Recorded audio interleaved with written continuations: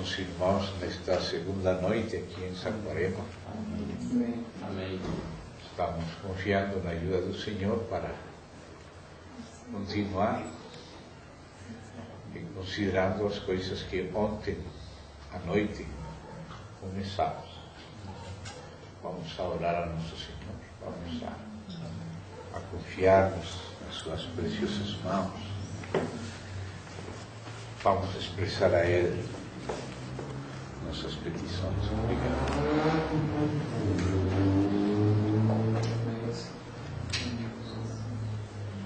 Querido Pai,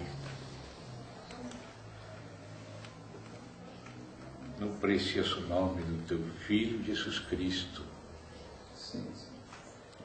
que nos deste para viver. Amém. Nesse nome e debaixo das Suas promessas, estamos reunidos esta noite, Senhor. Amém. Desejamos confiar nas Tuas mãos de todo o coração. Amém. Todo o nosso ser, Senhor, e toda a nossa condição humana. Nada temos de valor em nós mesmos. É verdade, Senhor. Mas o Senhor nos amou com amor eterno. E ainda que nos encontrou mortos em delitos e em pecados, o Senhor quis nos dar vida.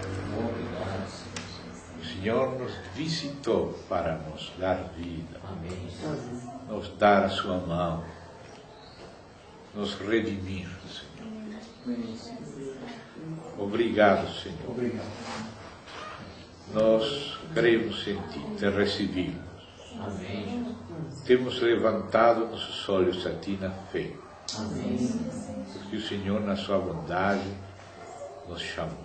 Amém. Na sua bondade, nos convocou. Eis-nos aqui, Senhor. Eis-nos aqui. Senhor Jesus. Oramos diante de Ti, na confiança do Teu amor, da Tua verdade e de Tua fidelidade. Amém. Entregamos todo confiadamente nas Tuas mãos. Amém. Amém. E rogamos que o Senhor seja nos falando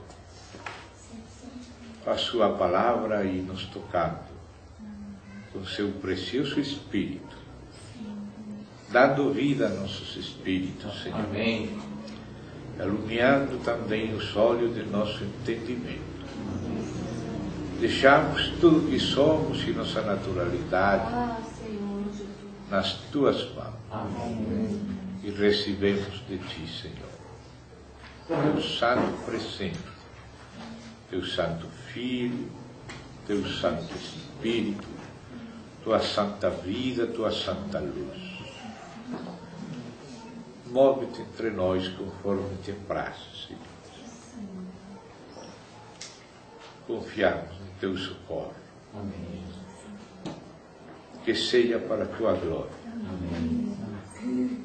Guarda-nos de nós mesmos e de nosso inimigo, para Ti e para a Tua glória. Amém. E livra-nos de nossa necessidade, no precioso nome do Senhor Jesus Cristo. Amém. Amém. Irmãos, ontem, com a ajuda do Senhor, estivemos considerando algumas passagens de Paulo e de João, que falavam de uma maneira mais geral, mais abrangente.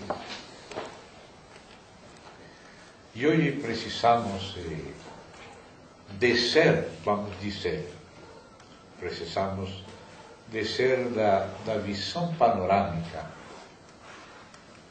a uns primeiros pontos essenciais, porque estivemos enfatizando aquelas expressões do Espírito, como, por exemplo, a fé que uma vez foi dada aos santos, aquela fé que iba a ser revelada, o mistério da fé, o conselho de Deus, a fé completa e assim coisas semelhantes à palavra do princípio. Tudo isso é para que tenhamos consciência daquele depósito de Deus que o Senhor passou à igreja, o Pai ao Filho, e o Pai e o Filho pelo Espírito Santo ao corpo de Cristo no início. Aqueles apóstolos que o Senhor enviou, aqueles 12 primeiros, e tal Paulo, e o resto dos apóstolos edificadores do corpo, que aparecem aí no Novo Testamento. Mas agora precisamos entrar um pouquinho mais em detalhe, somente vendo, como dizer, as principais subdivisões daquilo que se fala de maneira, a grosso modo, como um mistério de Deus, que aparece mencionado em singular no Apocalipse e aparece mencionado em plural. E vamos ver inicialmente essas passagens para, a partir de aí, pelo menos entrar em alguns pequenos detalhes.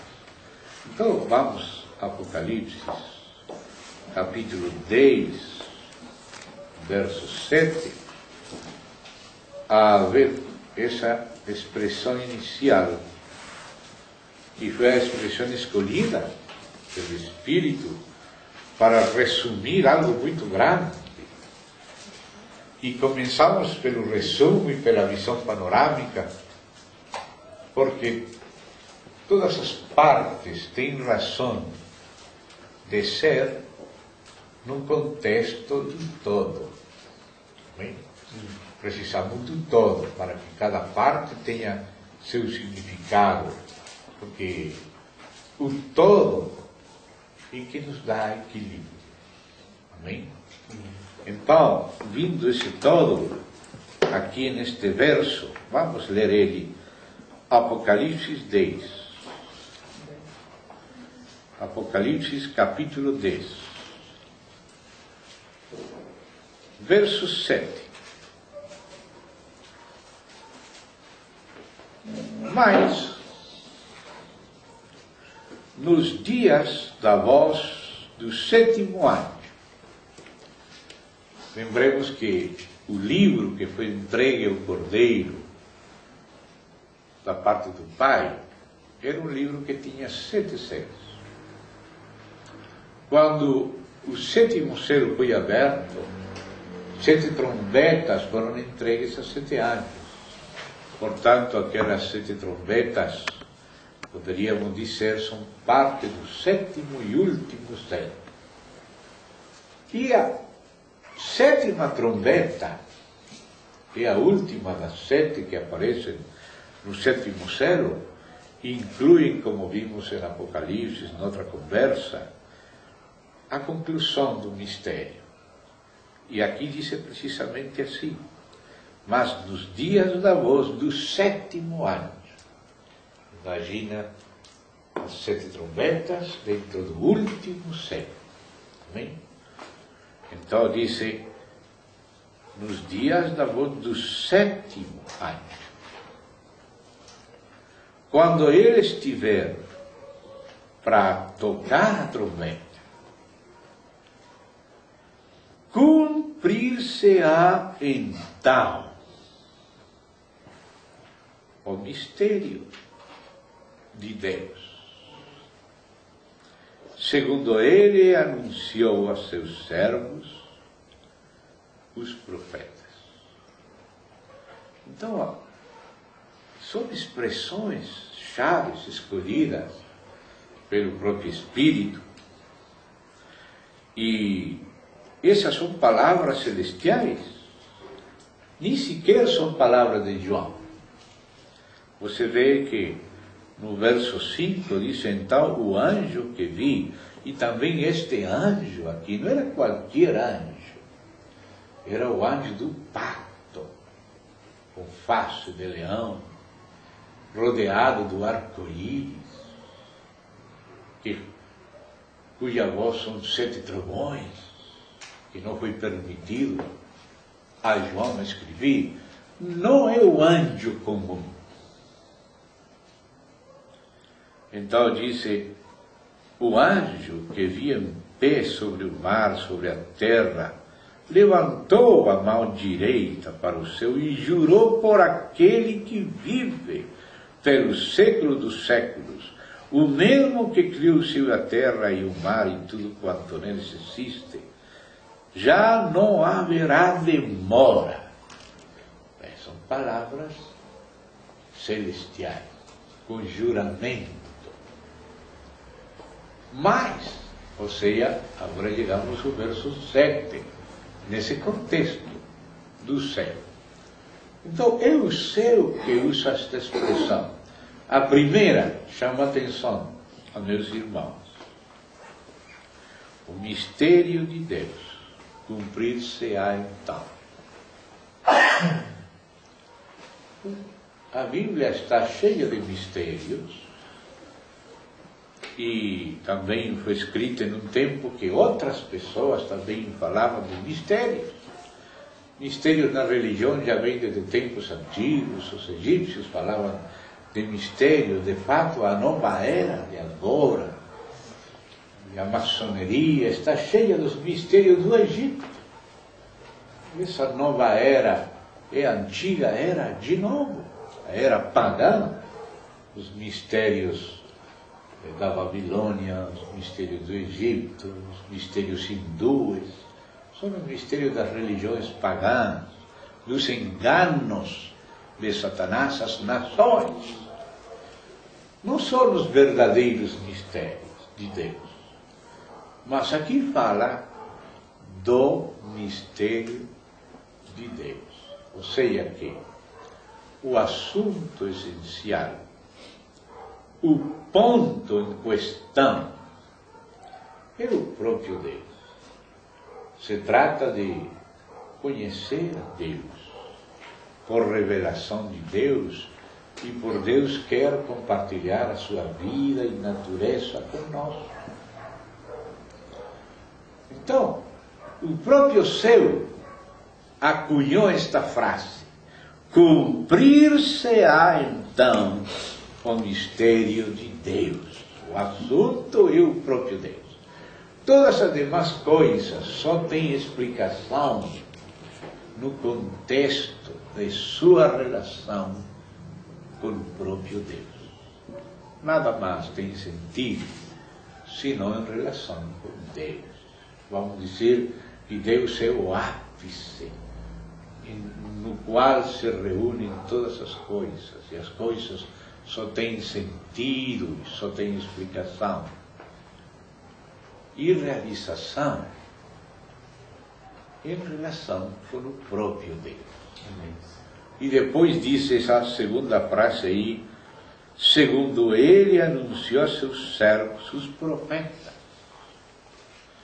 É outra frase de resumo do Espírito, na boca deste anjo do pacto, que fala aqui com o livro aberto, o anjo que ruge como leão. Ninguém podia abrir o livro, senão o próprio Cordeiro. E agora ele faz uma frase, e diz que este assunto de se cumprir então o mistério de Deus era o assunto do qual tinham estado tratando desde longo tempo os profetas. Às vezes, quando nós lemos os profetas, seguramente que quando lemos qualquer deles, lembramos alguma passagem especial da vida do profeta, alguma anedota da sua vida e quizá algumas passagens da sua profecia.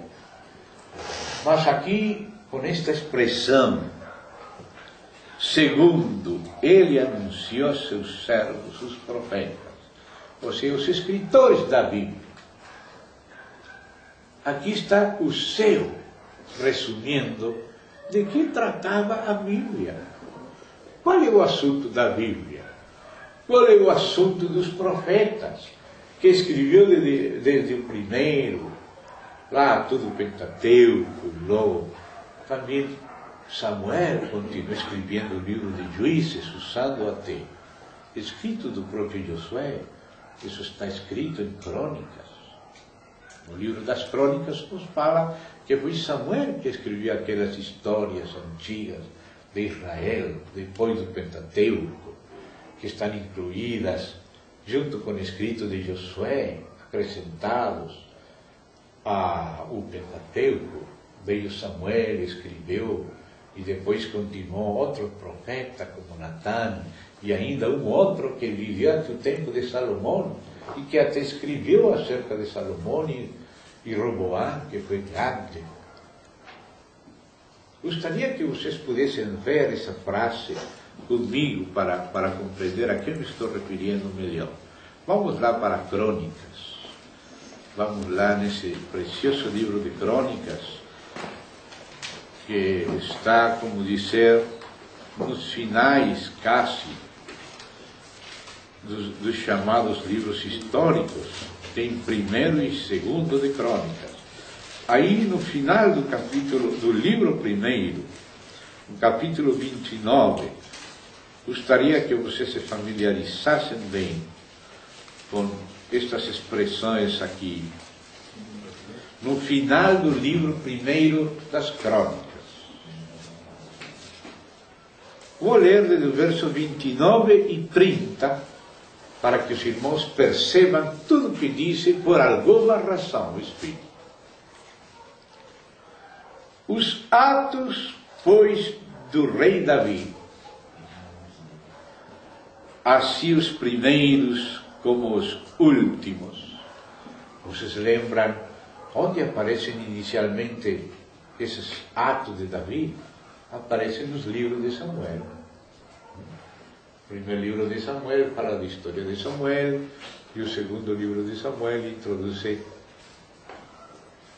a Davi, e depois continua no livro dos reis também aquela história. E o livro dos reis, que foi escrito por Jeremias com Baruque, citam constantemente as fontes de Jeremias para escrever a continuação de Samuel com reis. E aquelas fontes são citadas. Então diz aqui: os atos, pois, do rei Davi, assim os primeiros como os últimos, eis que estão escritos nas crônicas, registrados por Samuel o vidente, nas crônicas do profeta Natã, que era contemporâneo e amigo de Davi, que foi aquele que disse: você é aquele homem, né? Se lembra, no caso dele, e nas crônicas de Gade, o vidente. Então você vê que os escritos de Samuel foram continuados por Natã e por Gade, né? E esses escritos são os livros chamados de Samuel, tá bem? Que foram escritos em parte por Samuel, continuados por Natã e Gade, enquanto tem a ver com Davi. Os atos de Davi estão nesses livros. Então aqui já nos está contando os autores que Deus usou para escrever essa porção da Bíblia. E logo disse assim: juntamente com... não somente os atos de Davi foram escritos por Samuel e continuados por Natã e por Gad, sino também juntamente com o que se passou no seu reinado, o reinado de Davi, e a respeito do seu poder. Bom, até aqui tudo tem a ver com o rei Davi. Mas agora escuta. E todos os acontecimentos que se deram com ele, com Israel, ou seja, que já foi mais para trás de Davi, já foi para a época dos juízes, e para trás dos juízes para a época de Josué. Você dá conta? Todos os acontecimentos que se deram com ele, com Davi, com Israel e com todos os reinos de aquelas terras. Aí você vê que foi Samuel que escreveu aquelas histórias. O que se deu com Israel. Aí está o livro de Josué, que inclui parte de Josué, mas tem partes que continuam depois com Juízes, depois com Samuel. Então, isso é chamado pela Bíblia as crônicas de Samuel, vidente, do profeta Natã e de Gad, vidente.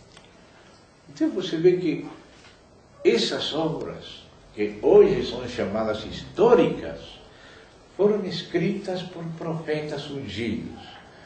Profetas que tinham olhos para ver a mão de Deus, ver a Deus conduzindo a história, o Espírito de Deus se movimentando na história, onde também se movem outros espíritos.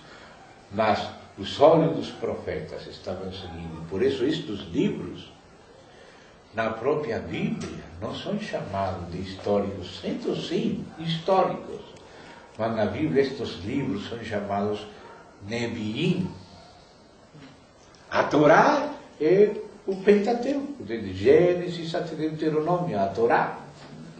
Mas depois da Torá vem os Nebiim, os profetas, os anteriores e os posteriores.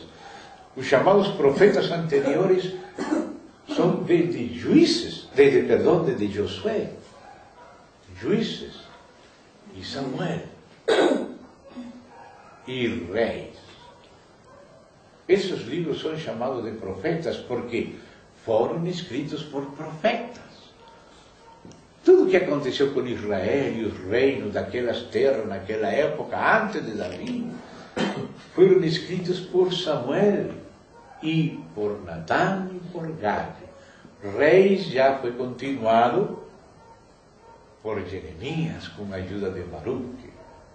E esses livros, que hoje são chamados históricos, eram parte dos Nebiim, dos profetas primeiros, porque são livros escritos por profetas. E até aquelas fontes de Jeremias, que Jeremias escreveu acerca das histórias dos reis também, continuando de Davi, depois com Salomão, com Roboam, e com a divisão com Jeroboam, o rei do norte, o rei do sul, até chegar o tempo próprio de Jeremias. Constantemente Neemias está citando os demais atos de tal rei, estão escritos em tal obra, e faz citações textuais das fontes de Jeremias para escrever reis. E se você vê quem foram que escreveram isso, ele menciona de novo Gad, menciona o profeta Semaías, o profeta Jeú, o profeta Rio e outra série de profetas. Por isso esses livros que hoje são chamados históricos, Jesus chamou de profetas. Quando Jesus ressuscitou, disse que ele mostrou aos discípulos, aí você pode ver, por exemplo, Lucas 24, Jesus foi lá e disse, assim está escrito, começando por Moisés e seguindo pelos profetas e os salmos. Bem, essa era a divisão da Bíblia do povo de Israel, chamado de Tanakh. Tanakh é a concentração de Torá, Nebiim, Ketuvim. Ta de Torá, Na de Nebiim, Ka de Ketuvim. Torá, Nebiim, Ketuvim e o Tanakh, o Antigo Testamento, as Escrituras como eram conhecidas no tempo do Senhor Jesus, que todas elas falavam dele. Você dá conta? Todas elas falavam dele, e ele mostra ao Pai. As Escrituras falam do Filho, e o Filho fala do Pai. Vocês, disse Jesus aos fariseus, vocês buscam nas Escrituras a vida, mas vocês não querem vir a mim para ter vida. Elas dão testemunho de mim. E ao mesmo tempo ele veio nos mostrar o Pai. Você dá conta? Então, aqueles livros hoje históricos, na Bíblia são chamados os Nebiim primeiros, os profetas primeiros, porque foram escritos todos por profetas. mostrando a história desde os olhos de Deus, passado aos seus profetas, que podiam interpretar a história desde o Espírito de Deus, entender a mão de Deus na história. Que às vezes nós lemos história e não vemos a mão de Deus detrás dela. Isso que é mais triste.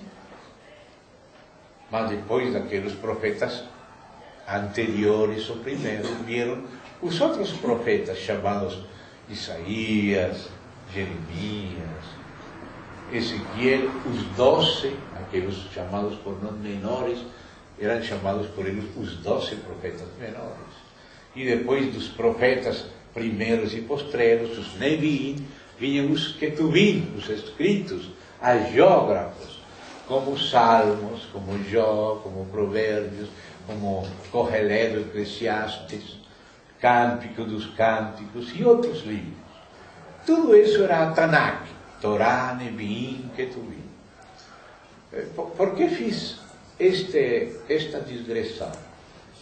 Para pegar a essência desta frase aqui de Apocalipse, que fala: cumprir-se-á então o mistério de Deus, segundo Ele, Deus, anunciou a seus servos, os profetas.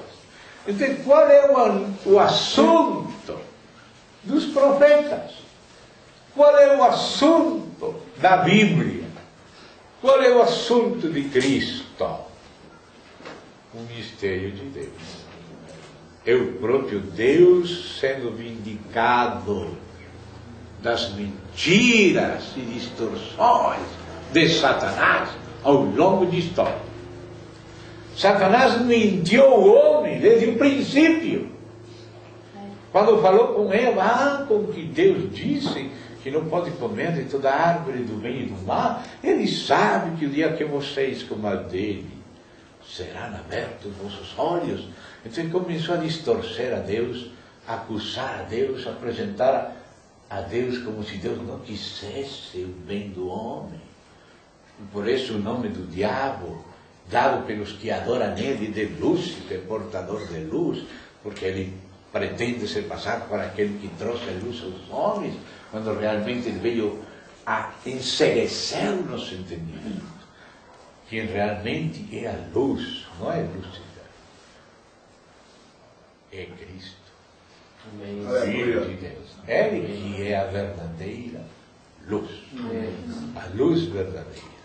Então, irmão, o assunto de toda a Bíblia, o assunto de toda a história é que Deus quis se revelar. E Deus quis se compartilhar conosco. Então, essa revelação foi iniciando-se e preparando-se através do Antigo Testamento até chegar a Cristo. Agora, em Cristo é que vemos a Deus propriamente como Ele é, sem distorções, sem falta. Uma revelação perfeita. Aquele que vê o Filho, vê ao Pai. Se me conhecesses, a meu Pai também conheceríeis. E desde agora lhe conheceis, lhe tem visto. Para isso que veio o Filho de Deus. Para nos mostrar a Deus. Nos revelar a Deus em Espírito. E agora o Espírito Santo, como falou o Filho, veio para glorificar o Filho. O Espírito Santo vai glorificando o Filho, nos mostrando a glória, as glórias do Filho, as riquezas de glória do Filho de Deus. É um mistério de Deus, se revela em Cristo. E as Escrituras dão testemunho de Cristo. Por isso o assunto de toda a Bíblia é conhecer a Cristo e que nosso Pai seja vindicado diante do seu inimigo mentiroso, que distorce ele, que calunia ele, que não quer que nós conheçamos a Deus, porque o diabo quer roubar a glória de Deus, ele quer se colocar no lugar de Deus, ele quer ser adorado como Deus, e por isso ele mente com religiões falsas, com filosofias, com teorias, com muitas outras coisas. É a mentira. O Senhor é a verdade.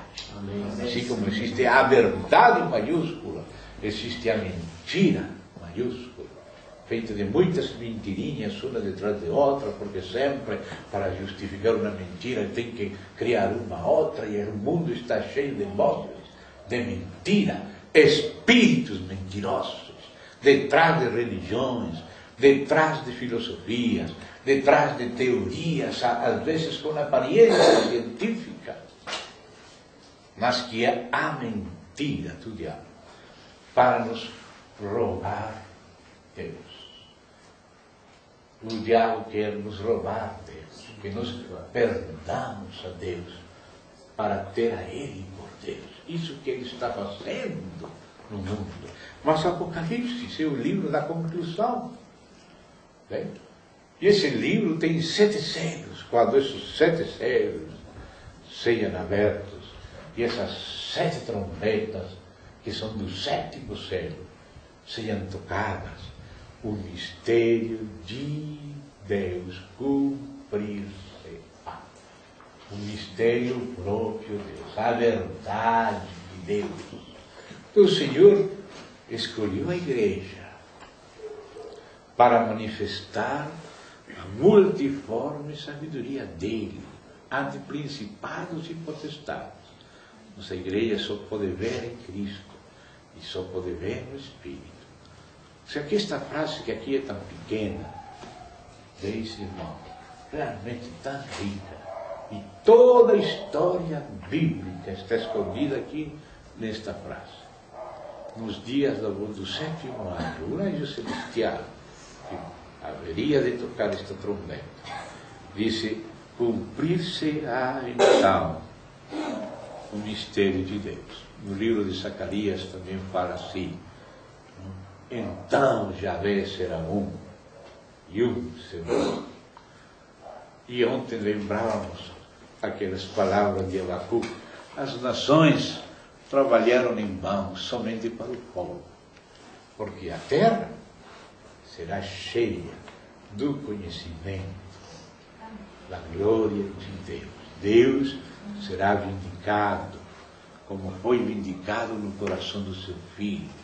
E agora o Espírito nos ensina o Filho, e a sabedoria de Deus é justificada pelos filhos de Deus, como disse também Jesus Cristo, o Senhor. E também a igreja vai conhecendo a Deus. E quando conhece a Deus, a luz de Deus conhece também as mentiras do inimigo, e sabe que são mentiras. Por isso o Senhor Jesus falou assim, e disse: minhas ovelhas conhecem a minha voz e me seguem, e eu as chamo a elas e lhes dou vida eterna. E ao estranho não seguirão, porque não conhecem a voz dos estranhos. As ovelhas conhecem o Senhor, não conhecem a voz dos estranhos. Os seus corações dizem: este não é meu Senhor. Meu Senhor não é assim. Meu Senhor é adorável. Amém. Meu Senhor não é ruim. Meu Senhor é adorável. Não há como meu Senhor. Assim como também os anjos foram provados, e aquele Miguel, seu nome significa quem como Deus. Esse é o significado de Miguel, o nome daquele arcanjo que Deus escolheu para aprisionar o diabo, para expulsar o diabo dos céus. Disse que haveria batalha nos céus, no final. E Miguel foi encarregado nessa batalha. E qual é o nome de Miguel? Quem como Deus? Quem como Deus? Porque o outro pretendia ser como Deus e enganou a terça parte dos anjos, mas não conseguiu ficar nos céus. Está caindo para a terra com muito ódio contra a mulher. Mas a mulher fala também como Miguel. Quem como Deus? O mundo vai falar: quem como a besta? Quem poderá lutar contra a besta, o anticristo? A quem O dragão dá seu trono, poder, autoridade, e a gente que não conhece a Deus será enganada com aquele oropel do dragão. Mas, ao mesmo tempo, disse, mas o povo que conhece a seu Deus se esforçará e agirá. Amém? Então, é um assunto de conhecer ou não a Deus. Você lembra o que aconteceu como contraste com Diótrefes e com Demétrio naquela carta de João? Vamos ler essa carta. Aí antes de Apocalipse está aquela epístola de Tiago e depois está naquelas cartas de João. Então, vamos ler ali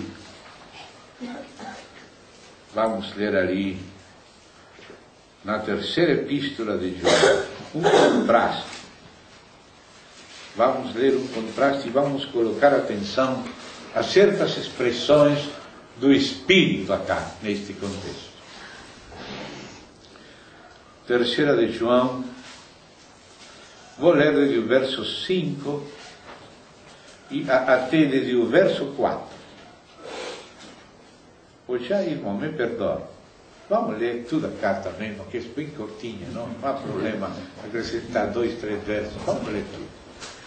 O presbítero, se é o velho, mais antigo, o último dos sobreviventes dos apóstolos e fundadores, sim? Ao amado Gaio, a quem eu amo na verdade. Amado, acima de tudo faço votos por tua prosperidade e saúde, assim como é próspera a tua alma. Pois fiquei sobremodo alegre pela vinda de irmãos e pelo seu testemunho da tua verdade. E é claro que aquela verdade não era somente verdade teológica, senão que era a verdade convertida em serviço de amor. Como tu andas na verdade? Não tenho maior alegria do que esta, a de ouvir que meus filhos andam na verdade. Amado, procede fielmente naquilo que praticas para com os irmãos. E isto fazes mesmo quando são estrangeiros, os quais perante a igreja deram testemunho do teu amor. Bem farás encaminhando-os em sua jornada por modo digno de Deus, pois por causa do nome foi que saíram, nada recebendo dos gentios. Portanto, devemos acolher esses irmãos para nos tornarmos cooperadores da verdade. Agora veja aqui o contraste que faz o Espírito. Neste contexto que estamos falando de conhecer a Deus e conhecer a verdade. Escrevi alguma coisa à igreja. Esta carta se perdeu. A carta de João à igreja. Mas Diótrefes, que gosta de exercer a primazia entre eles, não nos dá acolhida. Olha a atitude de Diótrefes. Nós estamos aqui para falar mal de Diótrefes, só para que seja ilustrado o mal. Por isso, se eu for aí, falei lembrar dessas obras que ele pratica, proferindo contra nós palavras maliciosas. E não satisfeito com estas coisas, nem ele mesmo acolhe os irmãos, como impede os que querem recebê-los e os expulsa da igreja. Escuta aqui essa frase. Amados, não imites o que é mau. O que é mau. que é o que é mal? O que fez Diótrefes? Diótrefes é um exemplo do que é mal. Essa é a conduta de Diótrefes. O que é mal. Mas agora vamos ver o relacionamento do mal e do bem, com conhecer ou não a Deus. E disse: amado, não imites o que é mal, senão o que é bom. O que é bom também foi ilustrado pela vida de um outro irmão. E diz aqui: aquele que pratica o bem procede de Deus. Agora aquele que pratica o mal jamais viu a Deus. Jamais viu a Deus. É como se falasse somente ver a Deus, conhecer a Deus, que nos muda. Olhai para mim, disse Deus, e sede salvos. Olhando a cara descoberta a Ele, que somos transformados. Só por conhecer a Deus, por ser tocados pelo Espírito dEle. Que o Espírito dEle passe e conquiste nosso Espírito. Que seja feito um só Espírito com Ele. Já naquela atmosfera, já não podemos mais ser iguais. Você nota isso? Aí fala de Demétrio, vai falar agora. Falou de Diótrefes como aquele que faz o mal. E disse que aquele que pratica o mal não conhece, não viu a Deus. Esse é o conhecimento que está falando também no Apocalipse. Cumprir-se é um mistério de Deus. Deus será conhecido e a luz dele prevalecerá e as trevas não puderam apagar a luz. Neste mundo de tanta tristeza, aflição, maldade, ainda nós mesmos somos tanta treva nós mesmos. Mas se Ele nos limpa, se Ele nos envergonha, se Ele nos conquista, nos atrai a seu coração, só conhecendo a Ele mesmo, alguma coisa pode mudar. Nada mudará sem conhecer a Deus por uma revelação verdadeira, sem participar da natureza dele. Então diz ele aqui, continuamos lendo um pouquinho acá, diz: aquele que pratica o mal jamais viu a Deus. Quanto a Demétrio, aí está fazendo comparação entre Demétrio e Diótrefes. Está falando para Gaio, seguramente que estes três eram os anciãos da igreja. Mas Diótrefes estava errado. Não tinha visto a Deus, gostava. Do que não gosta a Deus, sino do que gosta Satanás. Ter a primazia sobre tudo, oprimir os irmãos, não receber os apóstolos, expulsar os irmãos, agindo como não age Deus. Agora disse: quanto a Demétrio, todos lhe dão testemunho. É a diferença, Uma coisa era que Diótrefes dava testemunho de si mesmo.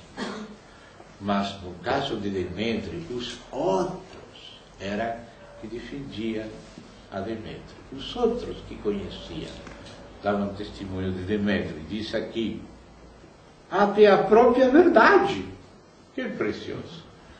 A verdade dando testemunho de Demétrio, não Demétrio da verdade, que também era assim. Mas a verdade mesmo, a própria verdade, dá testemunho de Demétrio. E disse: e nós, os apóstolos, João incluído, também damos testemunho. E sabes que Gaio conhecia os apóstolos. Sabes que o nosso testemunho é verdadeiro. Muitas coisas tinha que te escrever, todavia não quis fazê-lo com tinta e pena. Ou seja, vou escrever de outra maneira, como Paulo falava que ele escreveu nas epístolas que eram os irmãos,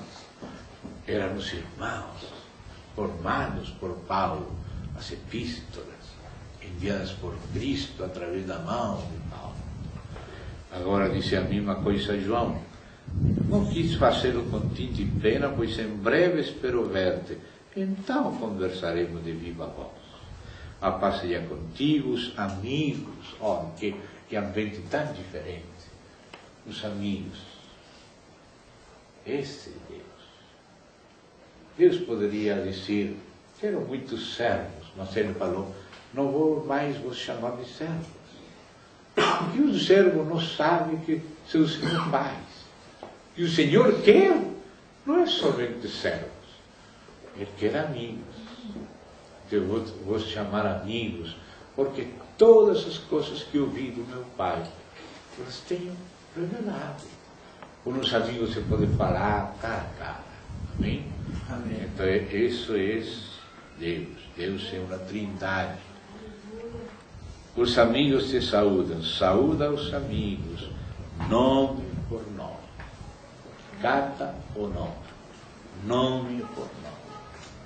Então, amados, aí estamos vendo o que é o Espírito da Trindade. Quando falo o Espírito da Trindade, é o Espírito comum entre o Pai e o Filho. Por aí, irmãos, começa o assunto. Ontem vimos assunto muito panorâmico. Conselho de Deus, fé completa. Mas agora estamos vendo que o assunto começa por Deus mesmo. Por Deus mesmo. Um mistério de Deus consumar-se-á. O assunto é conhecer a Deus.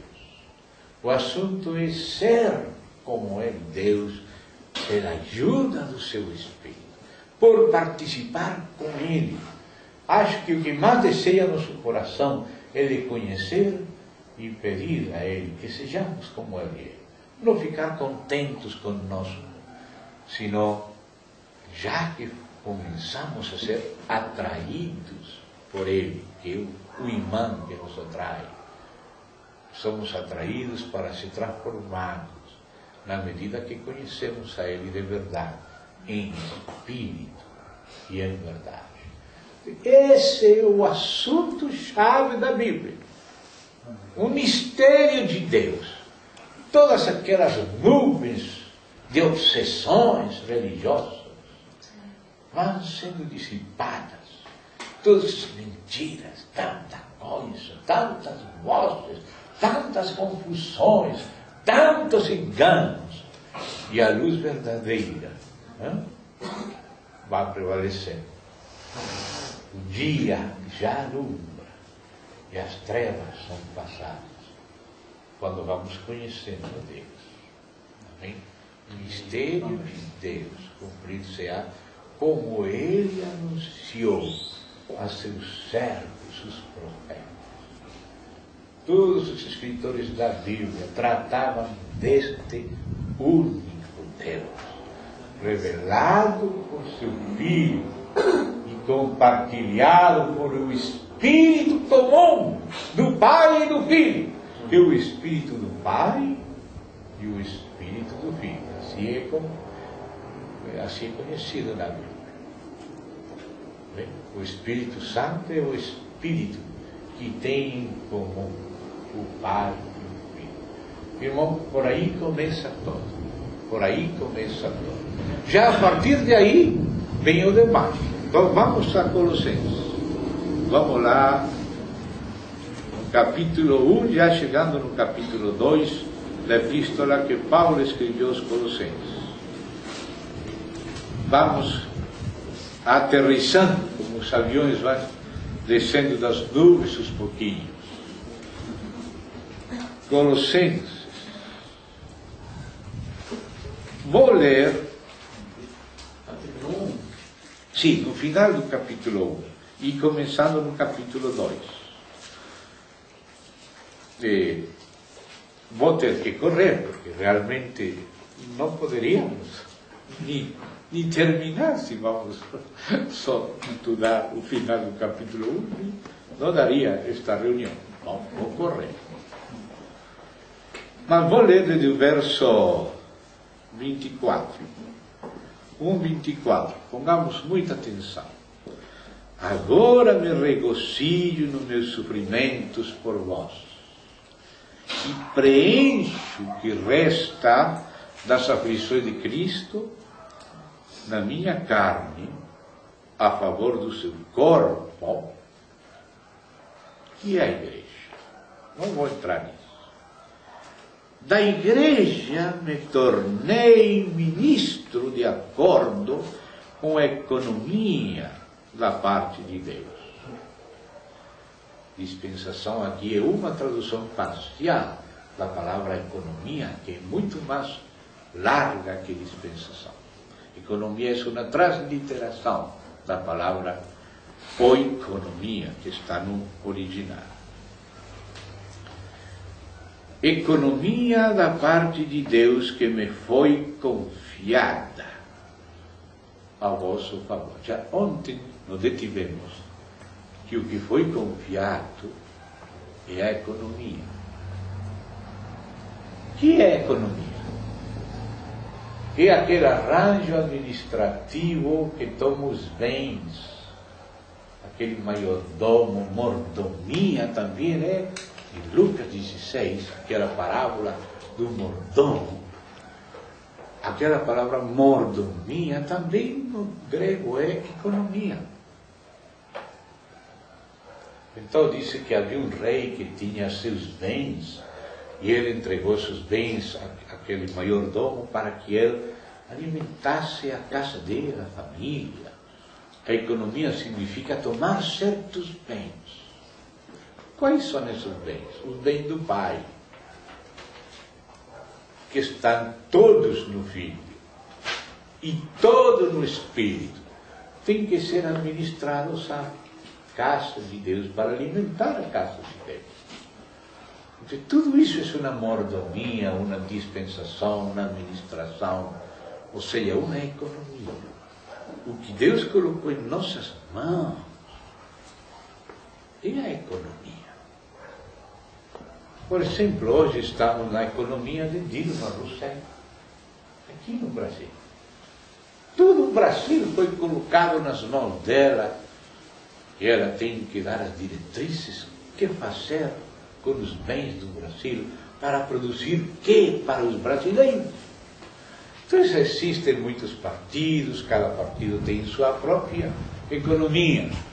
Os da direita têm um jeito, da esquerda tem outro jeito, os de centro têm outro jeito, tem ultras na direita e ultra na esquerda, centro-esquerda, centro-direita, bom, muitos partidos.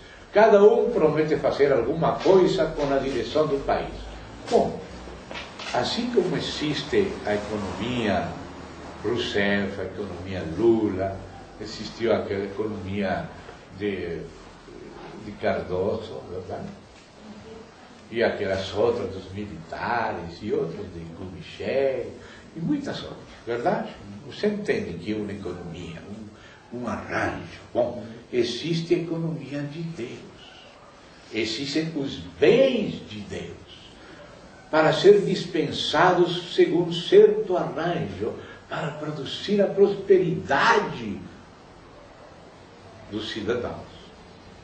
Essa é a economia de Deus. Então nós, disse Paulo, somos os econômicos de Deus. E em 1 Coríntios 4, quando já faz o plural do mistério de Deus, aos mistérios de Deus, disse Deus, somos econômicos dos mistérios de Deus. Aí vamos aterrissando. Daquele mistério de Deus a seus capítulos. Seus capítulos. Todos entrelaçados. Todos para produzir aquilo que o Pai queria produzir quando entregou os mordomos, seus bens, para alimentar a tempo a seu povo. Para que quando ele volte, seu povo esteja bem alimentado e pronto para o resto do trabalho que temos que fazer com Ele, porque vem um reino milenial, e aqui estamos para ser facultados para esse reino, e já está na volta da esquina. Então a economia de Deus tem que ser administrada. Então diz aqui,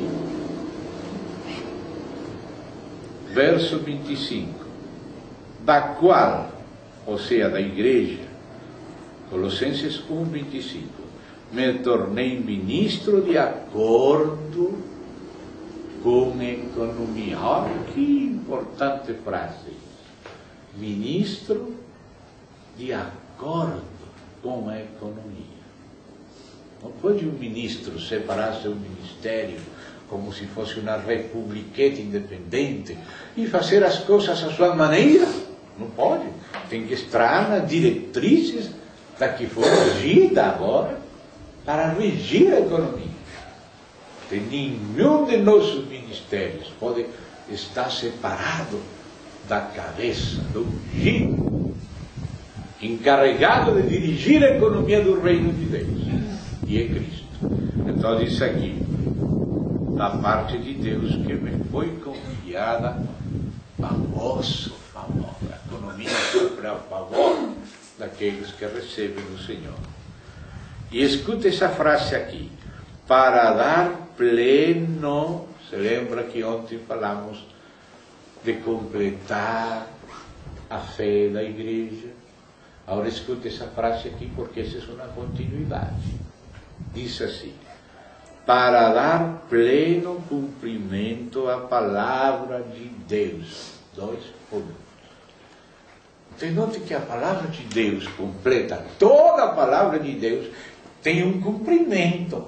Por isso está Apocalipse, esse é o mistério de Deus. Não é? A palavra de Deus sai da boca de Deus para produzir um efeito. Não voltará vazia. Porque a palavra de Deus tem que produzir um cumprimento. Por isso diz, cumprir-se ao mistério de Deus. Ou seja, existe o cumprimento da palavra. Alguns pensariam, bom, e qual é o cumprimento da palavra? Que será? O assunto das profecias, ou dos mandamentos, ou dos provérbios? Será o assunto do véu? Será o assunto do ósculo santo? Isso é que a palavra trata desses mandamentos assim. Qual é o assunto da palavra? 2 pontos. Pleno cumprimento à palavra de Deus. Qual? O mistério. Que estivera oculto dos séculos e das gerações, agora, todavia, se manifestou a seus santos, aos quais Deus quis dar a conhecer qual seja a riqueza da glória deste mistério. Ou seja, este é um mistério glorioso, não? Antes, quando éramos jovens, estavam algumas pessoas no catolicismo, lá se falava de mistérios dolorosos, de outros gozosos, de outros gloriosos, e agora João Paulo II acrescentou os mistérios luminosos. Antes eram 15, agora são 20. Porque João Paulo II acrescentou 5 mistérios luminosos, aos gloriosos, aos gozosos e aos dolorosos. Mas aqui está o mistério glorioso. As riquezas da glória deste mistério. Lástima, não está naquela lista lá. Este. E diz assim, verso 27, aos santos Deus quis dar a conhecer qual seja a riqueza da glória deste mistério entre os gentios. Isto é, olha qual é o mistério. Cristo em vós, a esperança da glória. Por isso, os irmãos que têm entendido isto resumem assim: o mistério de Deus, Cristo. O mistério de Cristo, a igreja. Como fala em Efésios. A igreja. E disse: Cristo em vós, a esperança da glória. O qual, ou seja, o mistério de Cristo. Cristo em vós, esperança da glória, esse é o qual nós anunciamos. Esse é o anúncio, é este mistério. Aqui está tudo vinculado. Não são pedacinhos aislados, separados de temas, como uma colcha de retalhos. É uma visão completa. Tem partes, sim, mas essas partes são como os membros de um quebra-cabeça que tem que estar no lugar certo com as demais partes. Então diz aqui: nós anunciamos, advertindo a todo homem e ensinando a todo homem em toda a sabedoria. Esse é Cristo. A fim de que apresentemos todo homem perfeito em Cristo. Olha em que termina esse mistério. É capaz de apresentar perfeito em Cristo todo homem. Ontem lembrávamos, não? Que se retemos, perseveramos na palavra do princípio, permaneceremos no Filho e no Pai. E lembramos a expressão na igreja de Tessalônica, em Deus Pai e em seu Filho Jesus Cristo. E agora fala aqui assim, né? Perfeito em Cristo. Para isso é que eu também me afadigo, esforçando-me o mais possível, segundo a sua eficácia. Que equilíbrio aqui, ó. Me esforçando o mais possível, e esse é Paulo, a responsabilidade dele, se esforçando na graça. Não está sozinho Paulo. Disse, segundo a sua eficácia, que opera eficientemente em mim. A eficácia do Senhor operando em Paulo, que se esforça o máximo que pode, mas não sozinho. Não está Paulo sozinho. Está a eficácia da graça. Mas a graça não está sozinha, está sendo aproveitada da melhor maneira possível por Paulo. Aí você viu os dois remos, para não dar voltas para um lado nem para o outro lado. Ele em Paulo, e Paulo nele. Os dois remos. Amém? Amém. Agora diz aqui, gostaria, pois, e aí já vamos chegando aquele pacote do mistério, como tudo demais está lá dentro dele. Já aquele pacote já veio, passou aquele avião e soltou esse pacote no meio de nós. Bom, mistério de Deus Cristo, mistério de Cristo Igreja. Agora vamos abrir o pacote. O que tem adentro? Então diz aqui, gostaria, pois, que saibais quão grande luta venho mantendo por vós. Claro, estas coisas não se dão sem luta. E Paulo fala, quão grande luta. Às vezes uno não imagina quanto diabo odia esta, até que você começa a ser odiado pelo diabo. Fica assombrado desse ódio mortal. E diz, quero, pois, que saibais quão grande luta venho mantendo por vós, ou seja, os colossenses, pelos laodicenses, e por quanto não me viram face a face, porque os colossenses não tinham conhecido Paulo, foi através de Epafrodito. E essa luta era para quê? Para que os seus corações sejam confortados. Irmão, esta é a melhor psicologia que existe. Que vossos corações, que é toda a alma, mas a consciência do Espírito, esse coração, sejam confortados,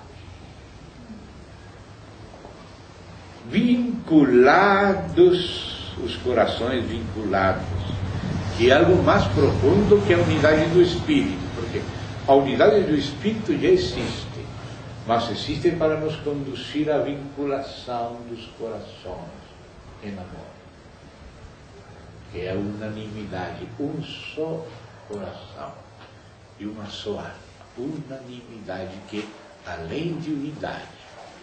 Então diz aqui, vinculados os corações, corações confortados são vinculados juntamente em amor.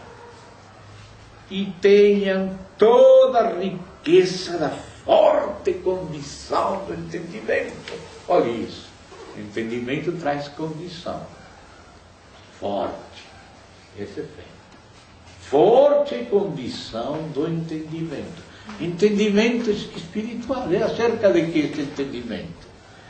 Dice, para compreenderem plenamente o mistério de Deus outra vez. E agora acrescenta, quem é o mistério de Deus? Cristo. A plenitude de Cristo, o mistério de Deus. E a igreja é a plenitude de Cristo. E Cristo é o mistério de Deus. E o mistério de Cristo é a igreja.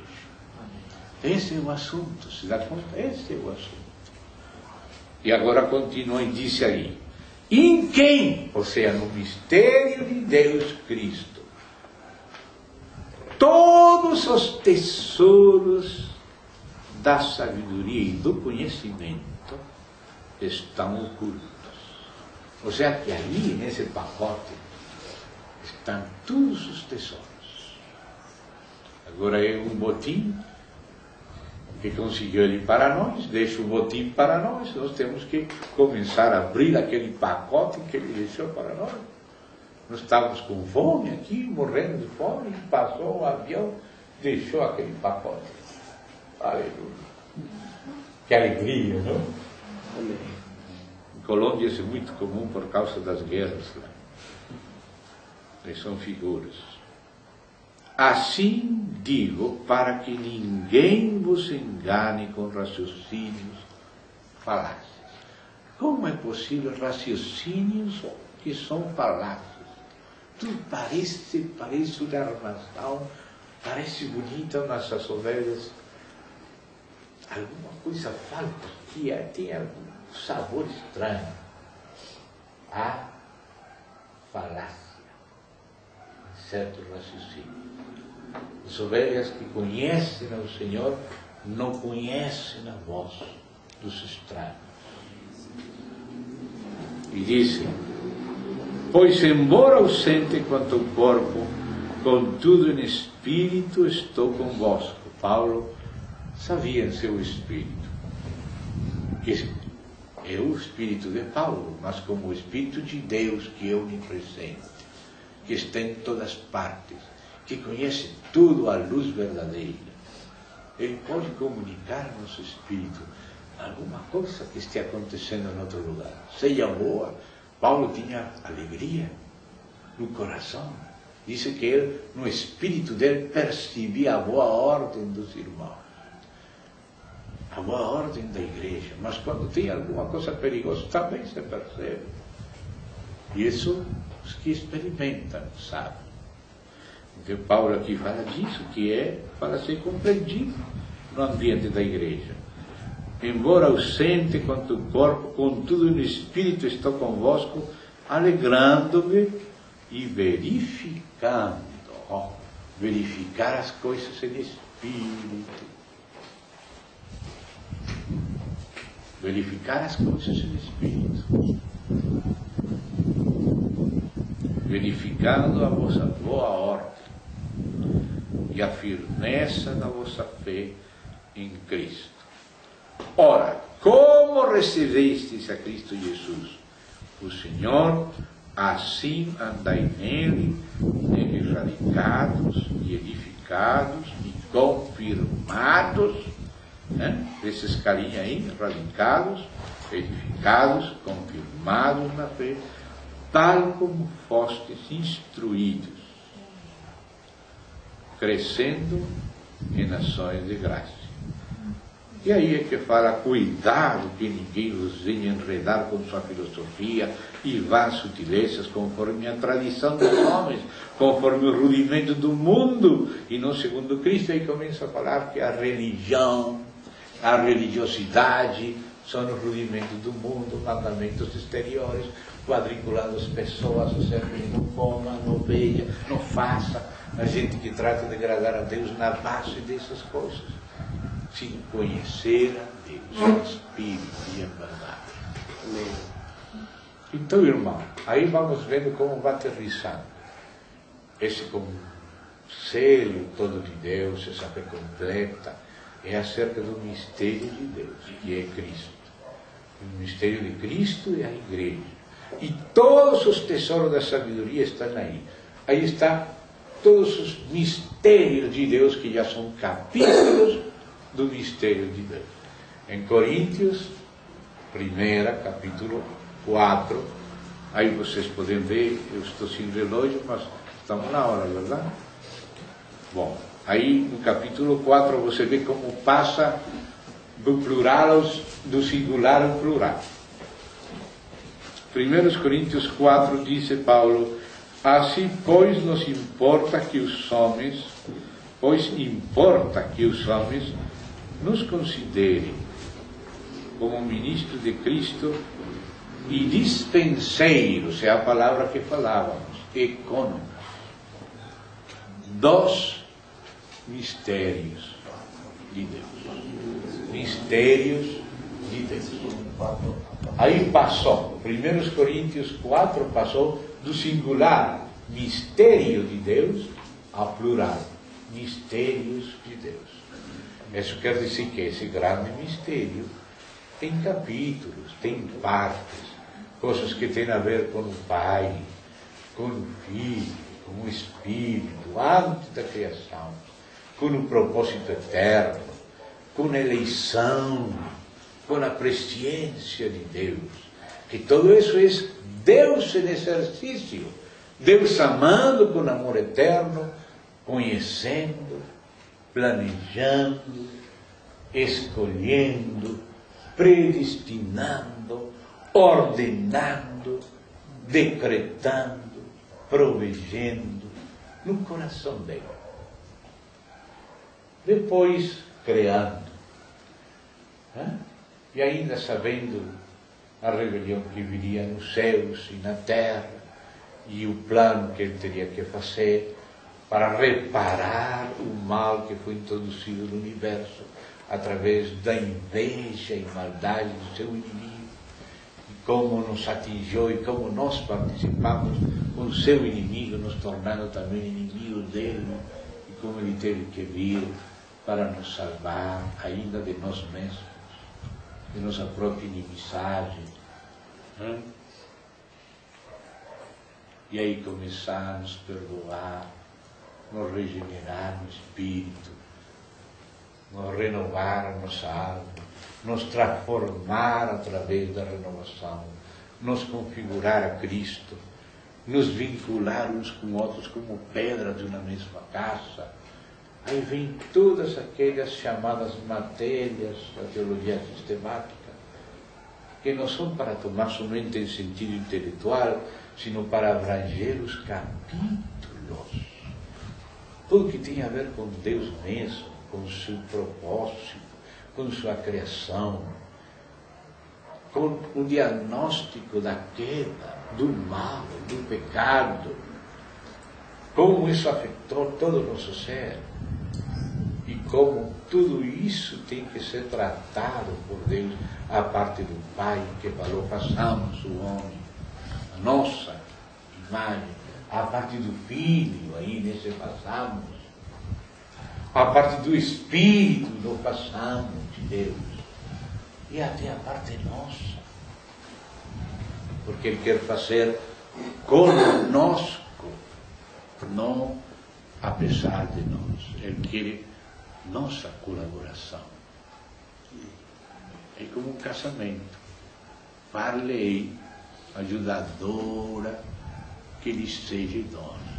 Tudo isso está incluído nesse mistério, nesse conselho de Deus. Toda a parte da redenção, da soteriologia, a parte da igreja, a parte dos vencedores da igreja, a parte do rei, os capítulos aqui do rei, os capítulos lá do rei, o reino mileniário, o reino eterno, o novo céu, nova terra, nova Jerusalém, e nações à luz dela. Capítulos, mistérios de Deus. Aí aparecem muitos nomes deles. Então aí já vamos aterrissando, né? Daquela palavra do princípio, de que trata? Né? Esse conselho de Deus, essa fé completa, desde alfa até ômega, desde Aleph até Tau, se fosse hebraico. Isso é patrimônio da igreja em cada lugar. É patrimônio da igreja aqui em Saquarema. Patrimônio da igreja em cada lugar. É a administração do próprio Deus. E da graça de Deus. E dos mistérios de Deus. Então essa igreja tem que ter essa consciência. É coisa muito grande que foi colocada em nossas mãos. Coisa que nós temos que penetrar. Temos que pegar esse botim que nosso Davi conquistou para nós e deixou esse pacote conosco. Temos que abrir e tirar com responsabilidade. Nós temos que comer com Cristo, conhecer a Deus em espírito, para poder ser como Ele é, com a ajuda dEle, não há outra maneira. Mas para isso veio o Espírito. Não importa quão fracos nós sejamos, Ele não é fraco, Ele é capaz de fazer isso. Amém. Amém. Temos que estar aqui, nos alimentar e alimentar a outros. Amém? Alimentar com o mistério de Cristo a outras pessoas. Aí estão todos os tesouros, né?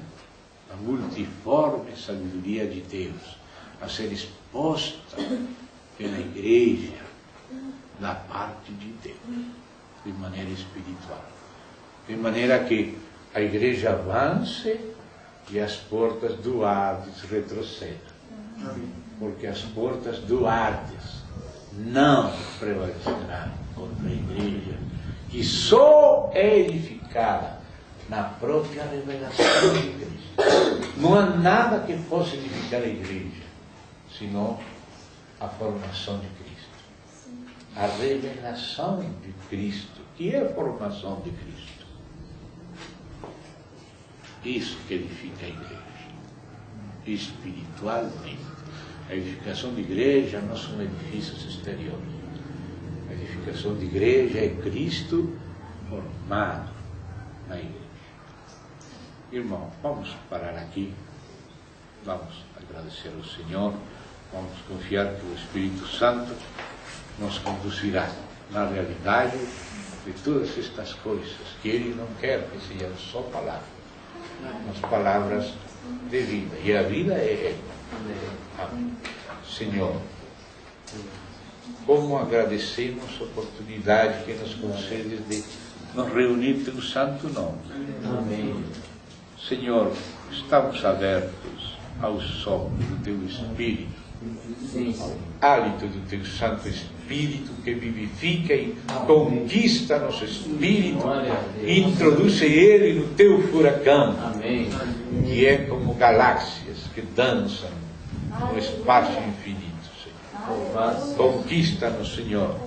Introduz-nos nesta dança gloriosa da eternidade, para dançar contigo, do Teu braço, Senhor, como uma noiva, para a Tua glória, para a Tua alegria. Fortalece-nos e libera-nos de toda amarra, e leva-nos contigo, Senhor, e guarda-nos de nós mesmos. Guarda-nos de todo o mal. Guarda-nos de nosso inimigo. Preserva-nos para Ti, porque queremos a Tua alegria. Queremos o Teu reino. Venha, Senhor, venha Teu reino. E faça-se a Tua vontade aqui na terra como se faz no céu. E Teu nome, Pai, seja glorificado. Todas as coisas menores com as quais nos tenhas que ajudar para este propósito. Pedimos e recebimos de Ti. Amém. Perdoa nossos pecados. Nos concede perdoar de todo o coração, não guardar nem reter nada contra ninguém, para que Satanás não ganhe vantagem entre nós, sino que o Senhor possa conquistar e atrair o que é próprio, as Tuas próprias ovelhas. Em nome de Jesus Cristo. Amém. E amém. A graça e a paz do nosso Senhor seja consigo. Amém. Amém.